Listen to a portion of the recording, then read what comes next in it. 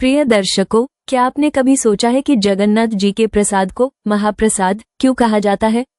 क्या ये सिर्फ एक भोग है या इसके पीछे छिपा है कोई अलौकिक चमत्कार? आज मैं आपको एक ऐसी दिव्य कहानी सुनाने जा रही हूँ जो न केवल आपके हृदय को छू लेगी बल्कि आपको भक्ति और मोक्ष के एक अनूठे सफर पर ले जाएगी। ये कथा है नारद मुनि की जिज्ञासा की, देवी लक्ष्मी की ममतामयी व्यथा की और भगवान शिव के आनंद तांडव के पीछे छिपे सबसे बड़े रहस्य की। इस दिव्य यात्रा में मेरे साथ जुड़े और इस अद्भुत कथा को लाइक, शेयर और सब्सक्राइब करके दूसरों तक भी पहुंचाएं।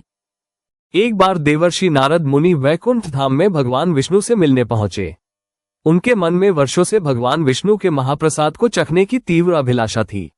अपनी इस इच्छा को पूरा करने के लिए उन्होंने भगवान की पत्नी देवी लक्ष्मी की लगभग 12 वर्षों तक निष्ठापूर्वक सेवा की। नारद की सेवा से प्रसन्न होकर देवी लक्ष्मी ने उन्हें वरदान मांगने को कहा। नारद मुनि ने विनम्रतापूर्वक भगवान विष्णु के महाप्रसाद को ग्रहण करने की अपनी हार्दिक इच्छा व्यक्त की। देवी लक्ष्मी इस बात पर दुविधा में पड़ गईं, क्योंकि भगवान विष्णु ने उन्हें स्पष्ट निर्देश दिए थे कि उनका महाप्रसाद किसी को भी न दिया जाए।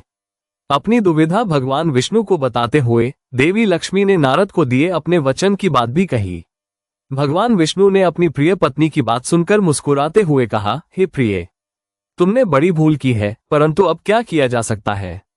तुम नारद मुनि को मेरी अनुपस्थिति में मेरा महाप्रसाद दे सकती हो। जब नारद मुनि को महाप्रसाद मिला तो उसके मात्र स्पर्श से ही उनकी आध्यात्मिक शक्ति और तेज कई गुना बढ़ गया। वे आनंद विभोर होकर वहां से चले गए। मार्ग में वे भगवान शिव महादेव से मिले और उन्हें अपना ये दिव्य अनुभव सुनाया।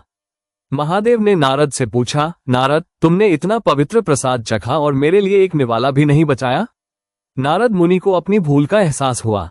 उन्होंने देखा कि उनके गाल पर अभी भी प्रसाद का एक छोटा सा चावल का दाना लगा हुआ है। उन्होंने तुरंत वो दाना महादेव को अर्पित कर दिया। महादेव ने जैसे ही उस एक दाने को ग्रहण किया, वे असीम आनंद में डूब गए और दिव्य नृत्य करने लगे। महादेव को ऐसे नृत्य करते देख देवी पार्वती, जो उस समय वैकुंठ में ही थी, उनके पास आई और पूछा, स्वामी, आप इतना आनंदित क्यों हैं? महादेव ने उन्हें पूरी बात बताई कि कैसे नारद मुनि के दिए भगवान विष्णु के महाप्रसाद के एक कण ने उन्हें परमानंद से भर दिया। ये सुनकर देवी पार्वती अत्यंत क्रोधित हुई और दुखी भी कि उन्हें, जो स्वयं भगवान शिव की पत्नी और भगवान विष्णु की बहन है, उस महाप्रसाद को चखने का अवसर नहीं मिला। क्रोधित होकर देवी पार्वती ने शपथ ली, मैं प्रतिज्ञा करती हूँ कि एक दिन भगवान विष्णु का यह महाप्रसाद पूरे ब्रह्मांड में हर प्राणी के लिए उपलब्ध होगा। देवी पार्वती के इस दृढ़ संकल्प और भक्तों की तीव्र इच्छा से प्रेरित होकर स्वयं भगवान विष्णु प्रकट हुए और उन्होंने देवी पार्वती को आश्वासन दिया, हे देवी, मैं तुम्हारी प्रतिज्ञा अवश्य पूरी करूंगा। मैं कलयुग में पुरी की पवित्र भूमि पर भगवान जगन्नाथ के रूप में प्रकट होऊंगा और यह सुनिश्चित करूंगा कि मेरा महाप्रसाद सभी प्राणियों को सुलभ हो। इसी प्रतिज्ञा को पूरा करने के लिए आज भी पुरी के जगन्नाथ मंदिर परिसर में मुख्य मंदिर के भीतर देवी विमला, जो देवी पार्वती का ही एक रूप है, का एक मंदिर है। भगवान जगन्नाथ को भोग लगाए जाने के बाद उस प्रसाद को सबसे पहले देवी विमला के मंदिर में अर्पित किया जाता है। केवल देवी विमला द्वारा स्वीकार किए जाने के बाद ही वह प्रसाद महाप्रसाद का अद्वितीय दर्जा प्राप्त करता है। इसके बाद ही इसे भक्तों के बीच वितरित किया जाता है। इसकी सबसे बड़ी विशेषता यह है कि इसे ग्रहण करने में कोई जाति, धर्म, लिंग या सामाजिक भेदभाव नहीं होता। सभी लोग एक साथ एक ही स्थान पर बैठकर इसे ग्रहण कर सकते हैं, चाहे वे किसी भी पृष्ठभूमि के हों। मान्यता है कि महाप्रसाद का सेवन करने से भक्तों के सभी पाप धुल जाते हैं और उन्हें आध्यात्मिक शुद्धि तथा अंततः मोक्ष की प्राप्ति होती है।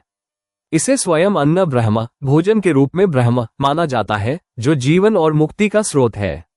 जगन्नाथ मंदिर का रसोई घर भी एक चमत्कार से कम नहीं, जहां मिट्टी के बर्तनों में लकड़ी की आग पर प्रसाद बनता है और कितनी भी भीड़ हो, प्रसाद कभी कम नहीं पड़ता। इस प्रकार जगन्नाथ का प्रसाद महाप्रसाद केवल एक खाद्य पदार्थ नहीं, बल्कि भगवान की कृपा, उनके भक्तों के प्रति प्रेम और देवी पार्वती के संकल्प का एक जीवंत प्रतीक है। कहानी अच्छी लगी हो तो कमेंट में जय जगन्नाथ जरूर लिखें और ऐसे ही धार्मिक कहानियां सुनने के लिए हमारे चैनल को सब्सक्राइब करें।